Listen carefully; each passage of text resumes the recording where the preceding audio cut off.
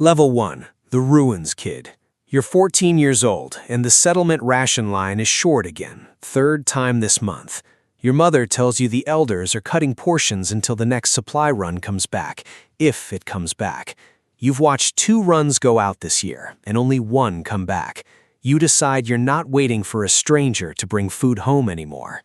You take your father's old crowbar, the one with the taped handle, and you walk to the edge of the wire fence where the sentries pretend not to see kids slip through before dawn.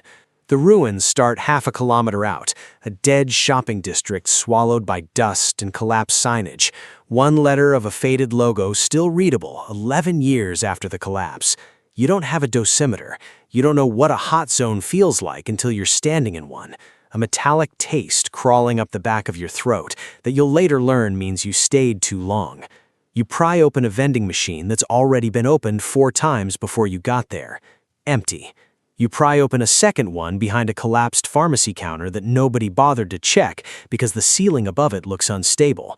6 protein bars, expired 19 years past their date, but still sealed, still edible if your stomach can handle the sawdust texture. You run home with them pressed against your chest like they're the only thing keeping you upright. You hand them to your mother. She doesn't ask where you got them. She just closes her eyes for a second and puts 2 aside for tomorrow. That night, you can't sleep. Not from fear, from the specific electric feeling of having provided something nobody gave you. You go back the next week, always before the sun comes up, because the other kids who tried this got caught or came back with a rad burn that never healed right. You don't have training. You have a wristwatch, a rule you invented that says 20 minutes inside any building, and no longer. Some days you find nothing and walk home with your hands empty, and those days teach you almost as much as the good ones. Level 2, the Salvage Runner. 2 years in, and you've learned the difference between scavenging and dying slowly. You bought a real Geiger counter off a trader for 4 cans of preserved meat, a scratched yellow brick that clicks faster the deeper you go into certain buildings. You've learned to read a structure before you enter it, which roofs are sagging in a way that means the floor above will drop the second you put weight on a support beam, which basements flood after rad storms and grow the black mold that eats through a filter mask in under an hour. You carry a checklist now instead of just a bag. Cloth for filters, iodine tablets, a rope, a crowbar, a knife you sharpened yourself on a curb because you couldn't afford a whetstone. Your first real close call comes in a collapsed parking structure. You're 3 levels down, chasing a rumor about an intact vehicle with an unlooted trunk, when the floor above groans and a support column lets go behind you. You don't look back. You run toward the stairwell you memorized on the way in, because memorizing exits is the first rule anyone teaches you, and the first rule everyone forgets under pressure. You make it out with dust in your lungs and your hands shaking so hard you drop your bag twice on the walk home. Inside the bag, a working car battery and 11 liters of engine coolant that a settlement mechanic will trade you real currency for. You're not a kid sneaking through a fence anymore. You're someone the settlement quietly starts to rely on. You start keeping a logbook, a habit picked up from an older scavenger's notes that someone salvaged and passed along after he died. Every building you clear goes in the book.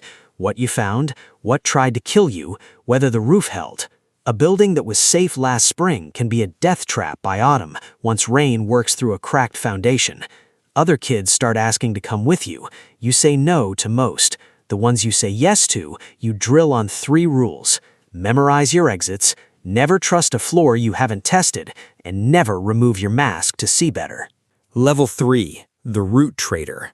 You're 18 and you've built something that didn't exist when you started, a reputation. Traders at the settlement gate know your face.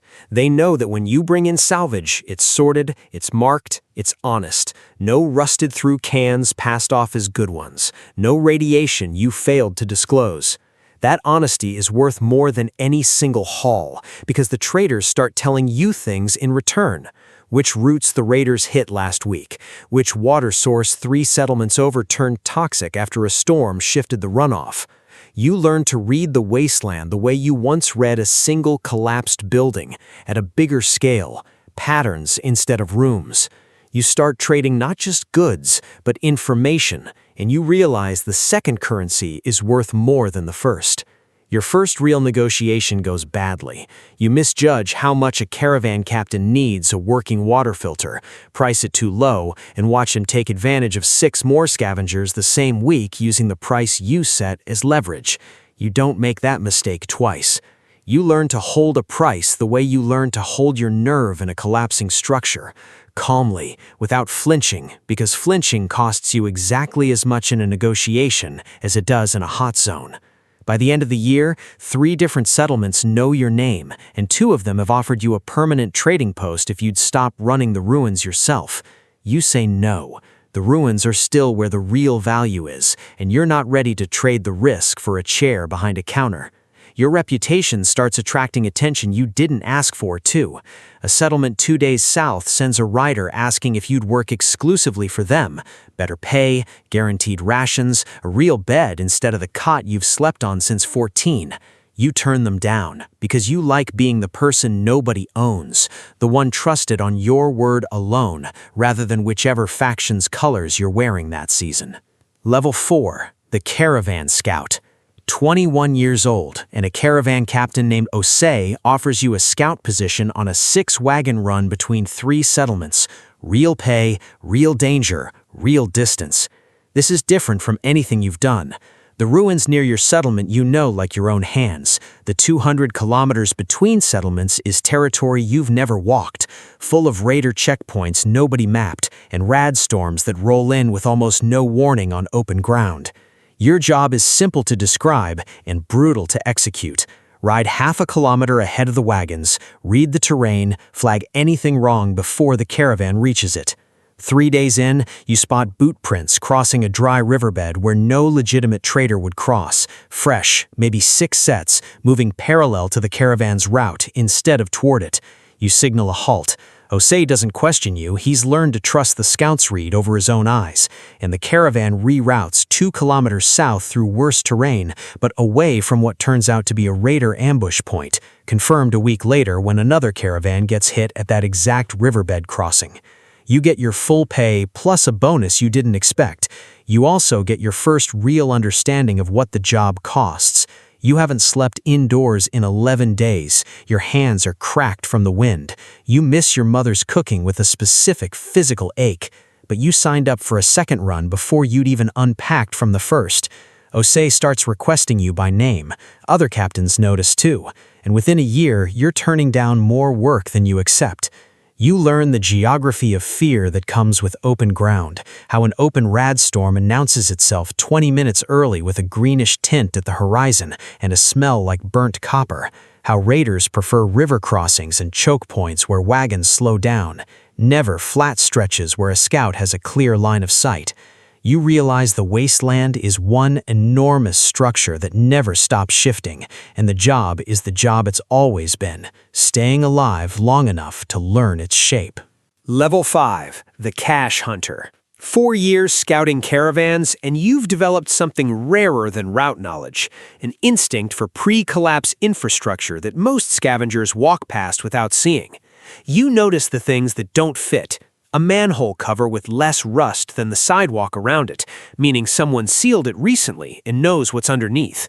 A building with reinforced walls that don't match its modest exterior, meaning it was built to protect something. You start hunting caches instead of ruins, sealed pre-collapse storage meant to survive exactly this kind of collapse, and it changes everything about how you work. Your biggest find comes from a decommissioned rail depot that every scavenger in 3 settlements had already stripped clean above ground. You spend 2 weeks studying the blueprints you traded 4 caravan runs worth of currency to get your hands on, and you find a maintenance sublevel sealed behind a wall that was drywalled over sometime after the collapse, badly, by someone in a hurry who didn't finish the job. Behind it, an intact medical cache, antibiotics still in sealed packaging, surgical supplies, enough to matter to every settlement within 100 kilometers. You don't sell it to the highest bidder. You split it between the 3 settlements that need it most, keeping only enough currency to fund your next find. Word travels faster than any caravan. People start calling you by a name that isn't your own, a nickname that means something close to the one who finds what's hidden. You develop a method you refuse to fully explain, even to scavengers who offer real currency for it. A sequence of questions about any structure before you commit resources to opening it. Does the exterior match the interior? Does the rust pattern make sense for the building's age? Most caches you investigate turn out to be nothing. A maintenance closet, 3 days of digging for an empty room. You accept the failure rate because the successes change more lives in a single afternoon than a decade of ordinary scavenging ever could. Level 6. The Crew Boss. 27 years old and you're not working alone anymore. You've assembled a crew of 5, each specialized. A structural reader who can tell you if a ceiling holds before you step under it. A lockbreaker who can open anything mechanical without triggering the traps some pre-collapse facilities were built with. A medic who's kept every one of you alive through radiation exposure that would have killed you solo. Leading them is a different discipline entirely from finding caches alone. You're responsible for 6 lives on every run now, not 1. Your first real failure as a leader happens on a facility you were certain was clean. Your structural reader clears the ceiling, your lockbreaker clears the door. Nobody clears the floor because nobody thought to, and your medic goes through a rotted section that had been holding under normal weight for a decade until 6 people crossed it in one afternoon. She breaks her leg badly, 2 stories down in a hot zone with your dosimeters already climbing. You get her out. It takes 4 hours, a rope system built from scavenged cable, and every ounce of composure you've built over 13 years of doing this. She survives. You rewrite your protocols that week, floor checks added to every entry procedure from then on, a rule that exists now because of a mistake you made and never intend to make again. Your crew trusts you more after that, not less, because you owned it instead of hiding it. Leadership costs you things you didn't budget for when you were scavenging alone. You stop sleeping the night before every run, running scenarios that never used to keep you up when the only life on the line was yours. You learn to read your crew the way you once read a building. Who's distracted? Who's carrying grief that gets people killed in a hot zone? Who needs to sit a run out even if they insist otherwise? You turn away work that smells like someone else's desperation dressed up as opportunity now, because greedy crews are the ones that stop coming home whole. Level 7. The Vault Breaker. 32 years old, and you've earned entry into a circle that most scavengers spend their whole lives hearing rumors about. The handful of crews capable of breaching genuine pre-collapse vaults. The deep, purpose-built shelters sealed with blast doors and biometric locks that no lockbreaker in the wasteland has ever fully solved alone. You've spent 3 years studying the engineering, trading for pre-collapse manuals, apprenticing under an old breacher named Voss who lost 2 fingers to a pressure trap decades ago and still has hands steady enough to teach you what his mistake taught him. Your first solo breach is a regional administration vault, sealed for 2 decades, rumored to hold an intact seed bank. The outer door takes your crew 6 days of methodical work, bypassing a biometric system that no longer recognizes any living hand by rerouting the mechanism entirely rather than fooling it. The inner chamber almost kills your lockbreaker when a secondary containment system activates, a failsafe nobody documented because the people who built it didn't survive to warn anyone. You solve it with 11 minutes of air left in his mask. Behind the final door, 40,000 seed packets, viable, cataloged, exactly what 3 farming settlements have needed since the collapse turned half the region's soil to dust. This single breach changes agriculture for 100 kilometers in every direction. Nobody outside your crew will ever know your name attached to it. You've stopped needing that. The vaults teach you something the surface runes never could, that the people who built this world before the collapse were afraid enough of exactly what happened to build rooms meant to outlive them by centuries, and every seal you break is a conversation with someone dead 20 years who still left you a warning if you know how to read it.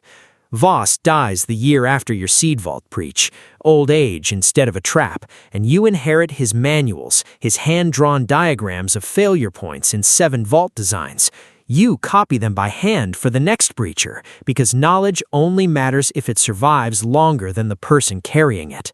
Level 8. The Legend of the Wastes.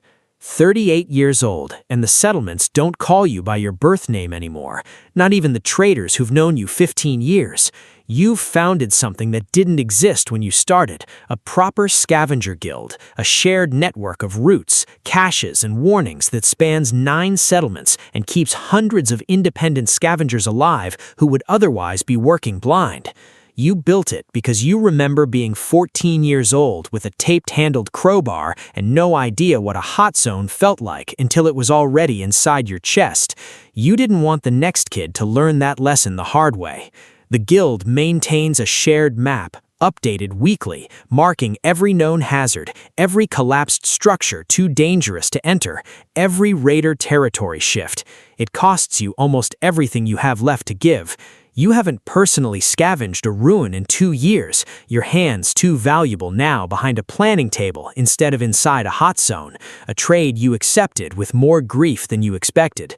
A young runner comes to you this year with a lead on a facility 3 days out that every experienced breacher in the guild has refused, too unstable, too radioactive, not worth the risk for what's rumored inside. You go with her anyway. One last run, because some instincts never fully retire. The facility holds an intact water purification unit that solves a decade-long crisis for the settlement she came from. You almost don't make it out. You do. It's the last ruin you ever enter yourself.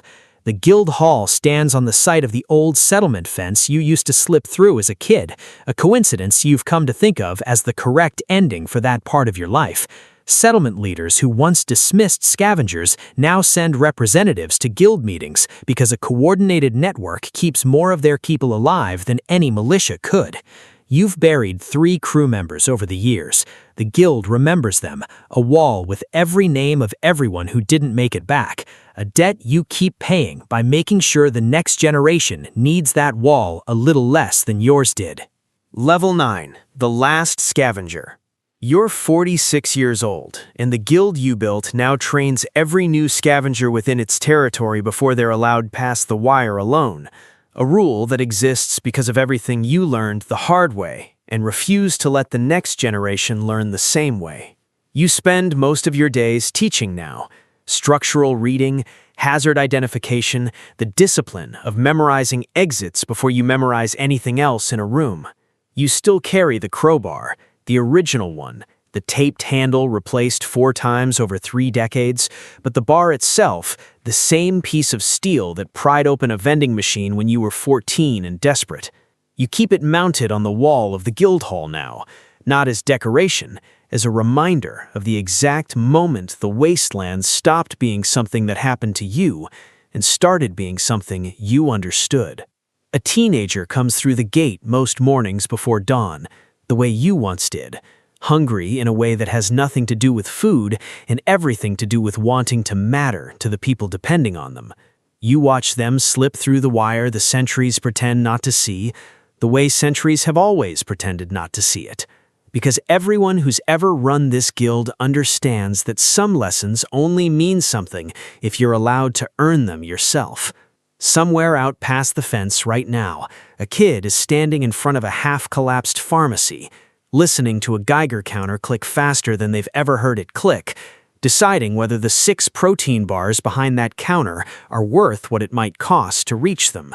Most won't make it back with anything. A few will. A few of those will keep going long after the fear should have stopped them, and one of them, eventually, will hang their own crowbar on a wall and call it a beginning instead of an end.